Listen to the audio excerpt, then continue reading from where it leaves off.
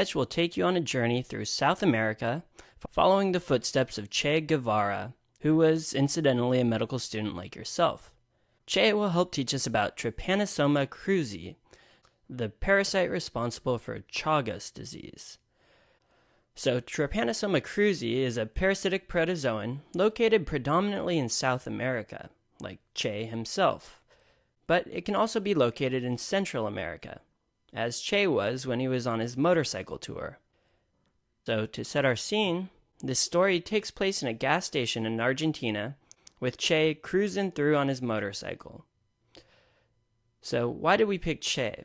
Other than being from South America, check out this gas station. We have a sign here for Che's Gas. A charming place to refuel on your adventure through the southern hemisphere, Che's Gas should remind you of Chagas disease. Now, how does this bug do its damage? It tunnels into tissue and feeds on the blood and lymph of its victim. T. cruzi is transmitted when the vector, a type of bug called a reduviid bug, bites the victim, then deposits infected feces into the open wound. Then infiltration is promoted even more when the victim scratches the affected area. So to illustrate this, we'll have our protagonist of the story, this gentleman right here in the front, who has stopped to refuel his motorcycle, and is seen here kissing his girlfriend.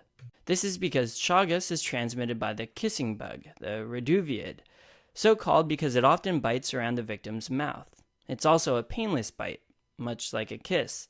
But remember, Trypanosoma cruzi isn't in the bite, it's in the feces. The bug defecates in this bite wound, and then the human scratches it in.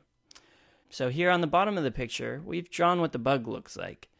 And this isn't a little small bug either. It's pretty crazy. It's almost like a horror movie if you hate bugs.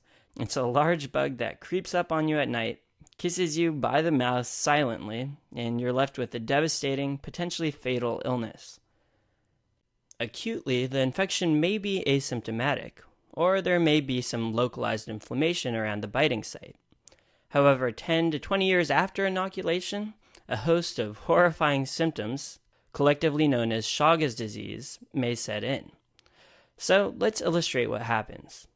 Che's bike will be hooked up to the gas tank by a line that looks an awful lot like a large intestine. Notice the haustra and the tinea coli along the line. And note that the end of the line looks awfully swollen, a bit large for a normal healthy colon. This will represent our first symptom. It's megacolon. The presentation of megacolon could be extreme constipation that would eventually require an abdominal x-ray, at which time you'd see a large bolus of poop stuck in the colon. Or alternatively, it could present as an acute abdomen from an already perfed colon. For our next symptom, look back at Che's bike. He'll be carrying a saddlebag, which incidentally is shaped like a large floppy heart. This represents the second symptom, dilated cardiomyopathy. Does this look familiar? If you're thinking of Coxsackie virus, you'd be right. It's a great memory. We use this symbol then also. And dilated cardiomyopathy is what many patients with Chagas die from. So over here in the front of our illustration, we'll draw a snake, recently fed and happily sunning itself. Its throat is dilated as the meal travels down slowly. This snake represents megaesophagus, our last important symptom of Chagas. So remember megacolon, megaesophagus, and dilated cardiomyopathy. Chagas makes things dilated and massive. You should know that Trypanosoma cruzi is diagnosed by blood smear, which is used to visualize motile trypanosomes, but only during an active infection.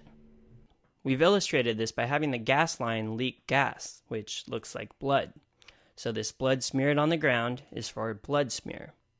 So in chronic Chagas, on the other hand, so not in active infection, can be diagnosed via serology and with clinical symptoms. Also, just to hammer the bug name reduviid home, check out the bright red bug we've drawn on their dilated heart bag. This will help you remember red for reduviid.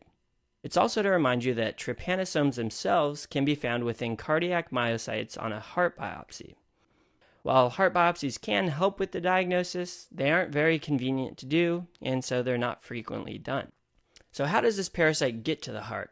Well, we already talked about how it got into the bloodstream, but after it gets into the bloodstream, it actually burrows into the endocardium. So to illustrate this concept of tunneling or burrowing, We're going to draw on this mole here on the right who's just tunneled up to say hello. Lastly, let's talk treatment. Acutely, nifurtimox is used. And this isn't a drug name that we've heard before, so we obviously don't have a symbol. So, despite this sunny weather, we'll be giving Che's girlfriend here some furry knee-high moccasins. So these knee-high fur moccasins are for nifurtimox. Nifurtimox. That's the best we could do. Unfortunately, there's no known effective treatment for chronic Chagas. So that's all for Trypanosoma cruzi. Be careful out there on your South American adventures, and don't forget your insect repellent.